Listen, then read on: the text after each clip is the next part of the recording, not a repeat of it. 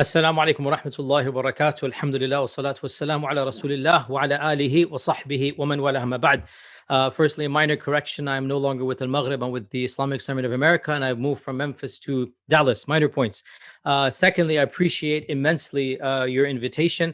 I must confess it is my shortcoming. I was not aware of your institute before the offer came. So I Googled it. I found a bit more about it, and I'm very intrigued by it, and I'm very happy at the paradigm and the concept. And I think it is very necessary that we broaden such a philosophy of dealing with one another in a very frank and yet polite manner. That it's time that we move to the realities of our differences in a way that at least we hope to understand, if not necessarily persuade, but at least to contextualize, and therefore to be in a better position to engage in interfaith community building, intrafaith, excuse me, not interfaith. That was a slip of the tongue. So let me jump in straight, inshallah, time is limited. As we are all aware, Yazid ibn Muawiyah is one of the most contentious figures of Islamic history, despite the fact that he only ruled for around 3.5 years. A number of key incidents occurred that shaped Islamic history, and obviously his reign in particular. Most significantly, of course, is that it was his reign that changed the notion of the caliphate in Sunni history from being a shura or election to being a hereditary line of basically kings. It was, of course, Muawiyah's nomination of Yazid that began this transition. And Sunni works mention opposition to this nomination in the lifetime of Muawiyah radiallahu anhu, when his governor made the announcement in Medina that according to pretty much all of our books, Sunni books, the sons of Abu Bakr and Umar and Ali radiallahu anhum, all of them objected. So Abdurrahman ibn Abi Bakr and Abdullah ibn Umar and al-Hussain ibn Ali radiallahu anhum, they all objected along with other senior companions. This is when Muawiyah was alive and the announcement was made. And of course, many issues happened. A number of them fled to Mecca in this time frame, including Abdullah ibn Zubayr.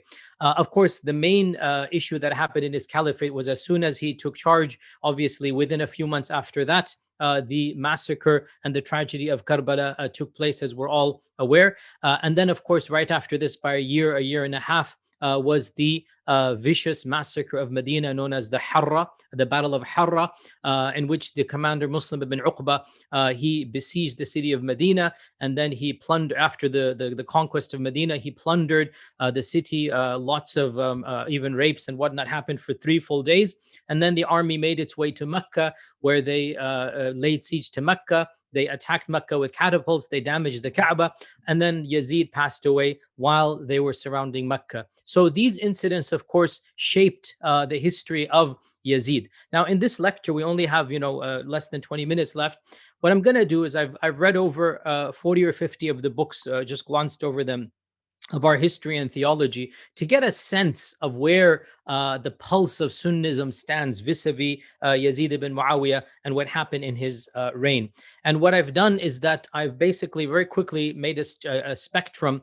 Unfortunately, I don't have a chart. I don't do visuals very well. I've made a spectrum of interpretations of how Sunni theologians and Sunni historians viewed Yazid. And it's interesting to note that even historians, obviously, their biases are their biases, and it is human nature. Our biases are our biases. We're all in our own ways approaching these incidents with at least a little bit of our own preconceptions, which really are internal biases. So we have, for example, Al-Mas'udi, who's obviously, he is an Imami. Al-Mas'udi in his Muruj al-Dhahab, very interestingly, he actually claims that Fir'aun was better than Yazid, right? So he said even Fir'aun was more just than Yazid, and he was more fair to his own kith and kin.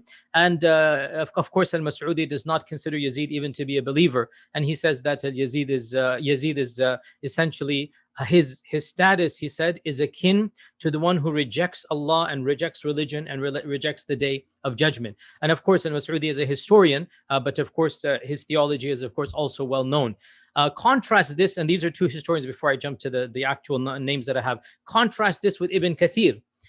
Kathir is a mainstream, if you like, somewhat Ibn Taymiyyite Sunni historian. And Ibn Kathir comments on Yazid and Hussein by saying that we know that Hussein was not, Yazid was not happy at the killing of Hussein. This is now Ibn Kathir's interpretation. And he says that no one from the leadership expressed happiness at the killing of Hussein, except for a small group of people that we don't care about.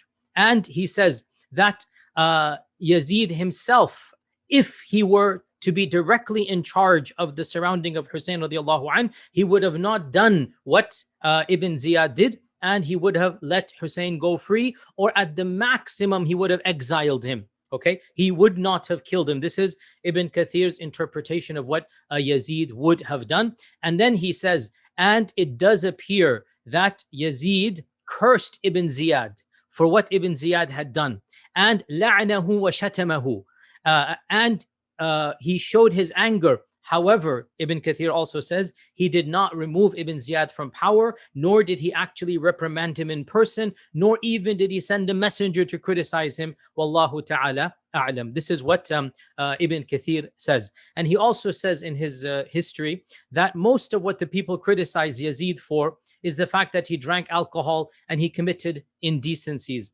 And as for the killing of Hussein radiallahu anh, Ibn Kathir says, this is really interesting, it is exactly as his own grandfather said on the day of Uhud. Who is his grandfather? Is Abu Sufyan, right? Yazid ibn Muawiyah ibn Abi Sufyan. That his grandfather said on the day of Uhud, neither did I command the mutilation of the bodies, nor does it bother me.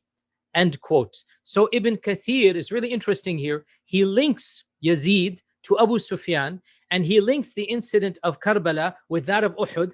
And then he says, look, Yazid was, neither did he tell his troops to kill, but nor did he really get, it kind of benefited him politically, right? So that's a very interesting twist from Ibn Kathir. Now, very quickly, the spectrum that I have here, and this is coming from me, so obviously it can be fine-tuned as well. The spectrum that I have here is that we really do find some outliers and then a bulk middle in Sunni Islam. As for the outliers, in Sunni history, we have perhaps one or two people, and that's about it, who actually defended Yazid against Hussein, radiallahu anhu, right? In other words, somewhat, not even the word justifying works here, but basically ignoring the Karbala massacre and saying Yazid, his caliphate was right. And overall, he was a good person. That is something that is an outlier sentiment. And we find it perhaps most famously in one of the obscure Hanbalite figures. He's not that well known. He is actually better well known because he was refuted by the name of Abdul Mughith al-Baghdadi, who died 583 Hijrah. He actually wrote a treatise called Fada'ilu Yazid, Fada'ilu Yazid, the blessings of Yazid. And in this treatise, he mentioned a number of points about praising Yazid. As a response to this, the famous Ibn al-Jawzi wrote a refutation, which we have. We don't have the original Fada'il Yazid. We have Ibn al-Jawzi's refutation.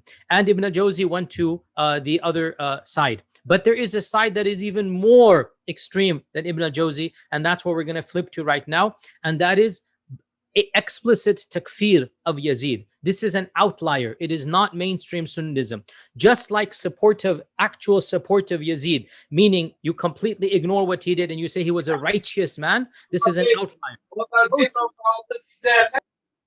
Somebody saying something? Or so to the other side is an outlier, and the outlier is to consider Yazid to be a kafir, takfir of Yazid. This is something that is rarely found in Sunni literature, but it is found. And perhaps the most famous person for whom this is narrated is Ibn Aqil al-Hanbali, who died 513 Hijrah. That Ibn Aqil, it is narrated from him, from his students, that he would say that Yazid is not even a Muslim. And in recent times, pre-modernity, the famous scholar of Iraq and Syria, Al-Alusi, who wrote his tafsir, the famous Al-Alusi, died 1854. Al-Alusi says that I'm fairly certain, he doesn't make jazm, I'm fairly certain that Yazid did not believe in any religion. And he says that the actions of Yazid in his killing of Ahl al-Bayt and in his massacre of the people of Medina, they are just like somebody desecrating the Quran. You might as well say he's a kafir. So too, Yazid's actions make him to be a kafir. Okay, and this is a very minority position, as we said, and you really don't find it in the mainstream. So these are the two outliers. What is the bulk? What is the majority of Sunni scholarship? The majority of Sunni scholarship has a much more narrower spectrum. And this spectrum, it is also a spectrum. And so within this spectrum, you have one group of scholars who despised Yazid very, very publicly, allowed people to curse him and hated him, but they didn't go to the level of takfir, which, as I said, is very rare. And there are many scholars in this camp. So we have, for example, Imam Ahmad ibn Hanbal, in one narration from him, from a student al-Khalal, that he would allow the cursing of Yazid. And Al-Qadi Abu Ya'la from the Hanbalis would allow the cursing of Yazid. And from the Shafi'is as well, we have the famous Ilkaya al-Harrasi, the very great Shafi'i scholar, died 504.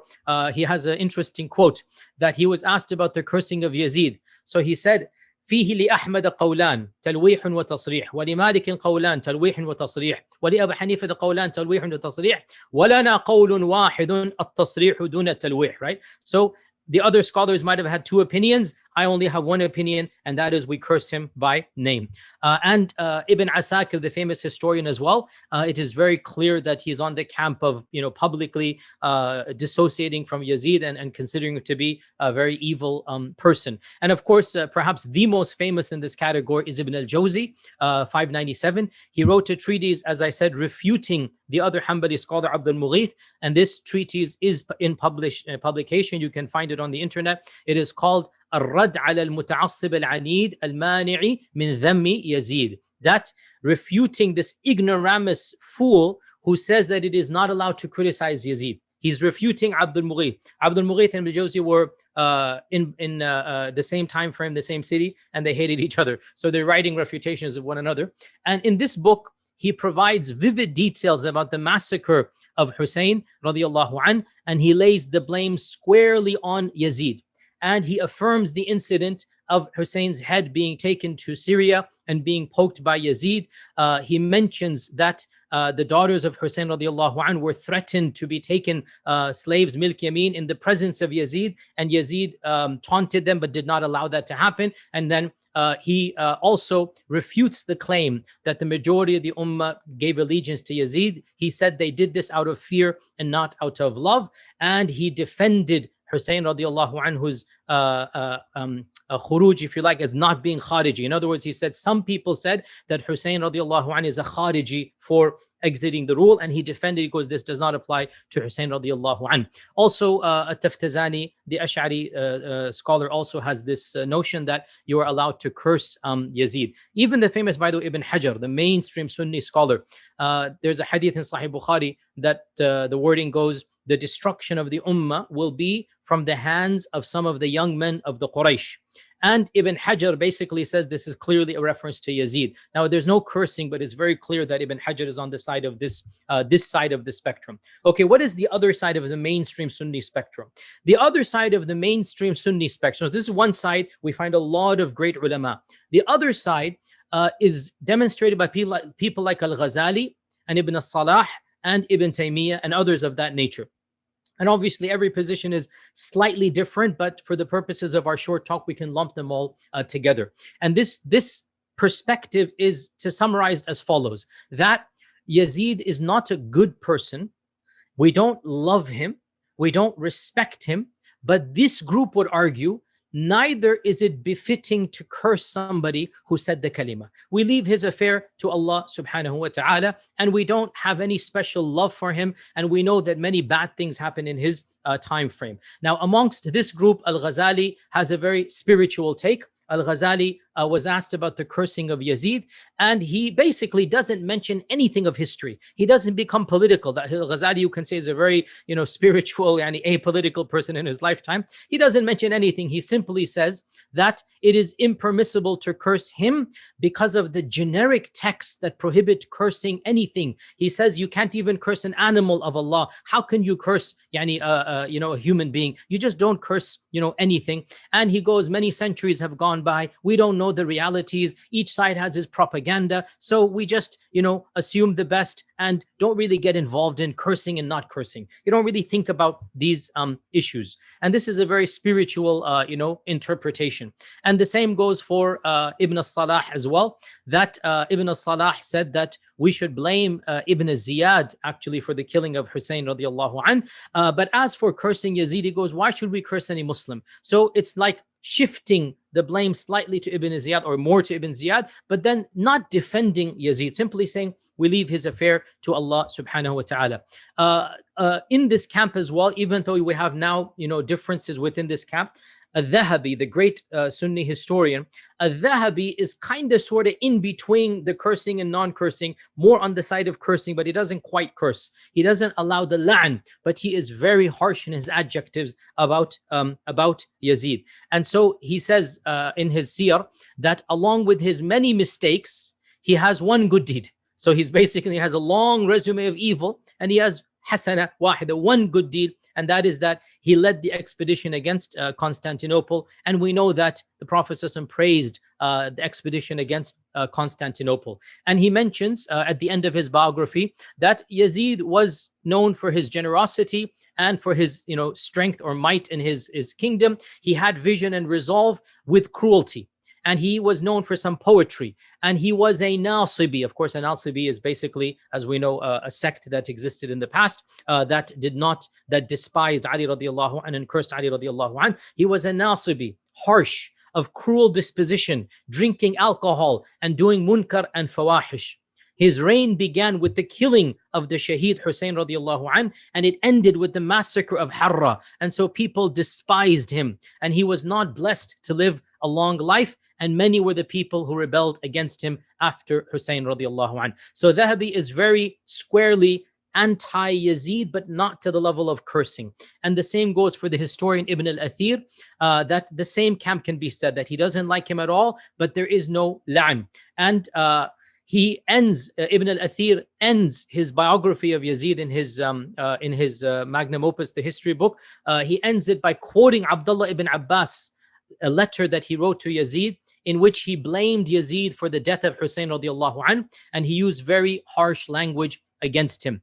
We're going to conclude. I know we have only 3.5 minutes left. We're going to conclude by mentioning the two most interesting, and this is, I would say, the one that has remained in the modern Salafi movement, and that is Ibn Arabi the Maliki, not the Sufi Ibn Arabi. Ibn Arabi the Maliki, judge from Andalus, who wrote Al-Awasim and Al-Qawasim, and then Ibn Taymiyyah. Obviously, everybody knows Ibn Taymiyyah. That the both of these, they have an interesting take, and it is somewhat in the same realm. And they believe that this is a middle course, and they think that the people went to extremes regarding Yazid. Some consider him to be a zindiq and kafir. Others consider him to be a saint and a righteous person. However, Ibn Taymiyyah and Ibn Arabi and others, they say this is both exaggeration. He was a king of the kings, amongst the kings. He was neither a saint or a righteous person, nor was he a zindiq. He had some bravery and generosity. And during his time, incidents occurred. Ibn Taymiyyah and Ibn Arabi both say that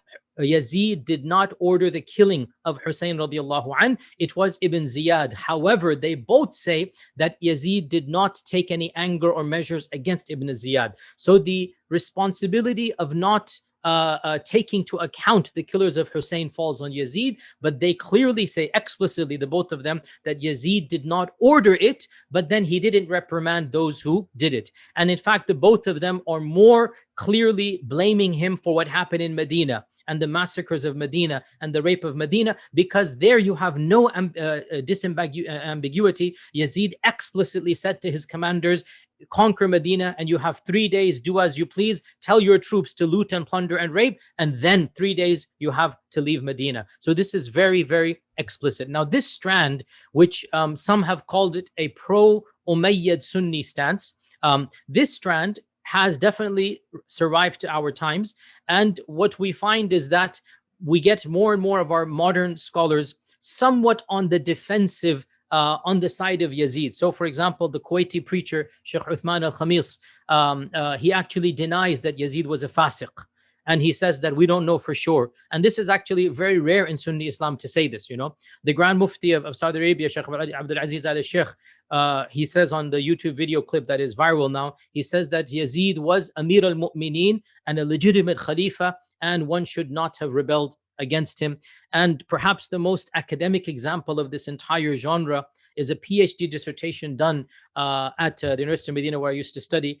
This is the PhD. I have a copy of it here. And it is called Mawaqif Mu'arada min Khilafati Yazid ibn Muawiyah. And it is done from the Department of History under Dr. Akram Umari, who is well known for basically, again, this type of philosophy, if you like, that is well known. And in this book, he comes to the conclusion that Hussein radiallahu anh, his death should be blamed primarily on the people of Kufa, and then Ibn Ziyad. And Yazid, he says, has no share of the blame whatsoever. He is not responsible at all for the death of Hussein. In fact, the author concludes that Yazid was very hurt and angry at the death of Hussein radiallahu anh, and he cursed Ibn Ziyad at the death of Hussein radiallahu anh. And he concludes that we can't really blame Yazid. It was a chaotic time frame in his era, and we don't really know what he would have done if the ummah had been in more peaceful circumstances. So to conclude,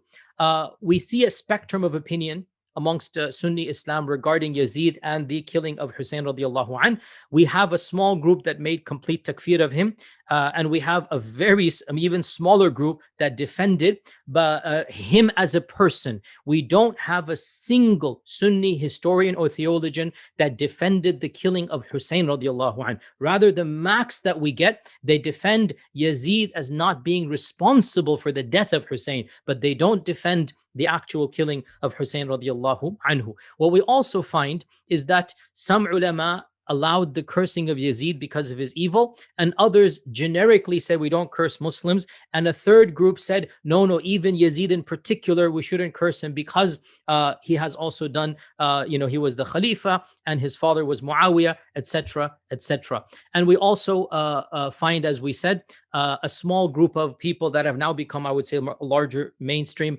pro-Umayyi, in which they actually go into almost a defense of the persona of Yazid, but not of the actions that happened under Yazid's time frame. And I would say, and with this I conclude, and knowing this movement and knowing the people of the movement, I would say there's two primary reasons why we find a shift from Ibn al-Jawzi's narrative. So Ibn al-Jawzi's narrative is hardly found in our time, which is harshness and criticizing and la'na, and who the heck could defend Yazid? Why would anybody do that? That's almost gone. What we find is a more pro-Umayyi stance, which is Ibn Arabi and Ibn Taymiyyah.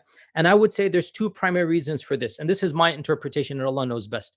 Firstly, I would say the anti-Shi'i sentiment in many Sunni scholars has caused them to gravitate towards this spectrum in Sunni Islam when it comes to interpreting Yazid and Hussein radiallahu anh, that they're gravitating towards Ibn Arabi and Ibn Taymiyyah in this regard.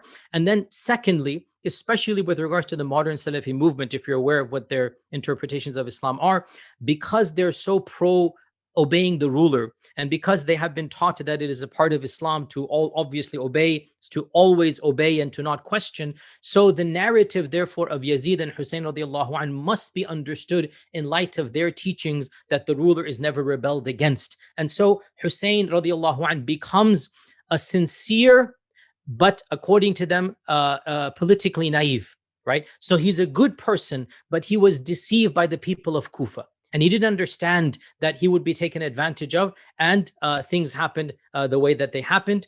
This is a narrative that is now very much mainstream, and I would say the dominant discourse. However, it wasn't always the dominant. And I would venture the dominant discourse once upon a time was Yazid is an evil person. He is not worthy of any respect. In fact, we should curse him, and we don't love him. And even if we don't curse him, it's not because of him as a person. It's because we should not invoke Allah's la'na as a rule, that we just stay quiet about this issue. And I'll conclude by the famous quote of Imam Ahmad ibn Hanbal, who is universally considered to be one of the imams of Sunni Islam. His son asked him that, oh my father, is it our theology to love Yazid ibn Muawiyah? And Imam Ahmad famously remarked that, Ya bunay, Can anybody who has Iman love Yazid ibn Muawiyah? Can anybody who has Iman love this person? So his son then said, why don't we curse him? And then he said, Ya Bunay, have you ever heard my tongue say Allah's la'an on anybody? It's not my philosophy to do that.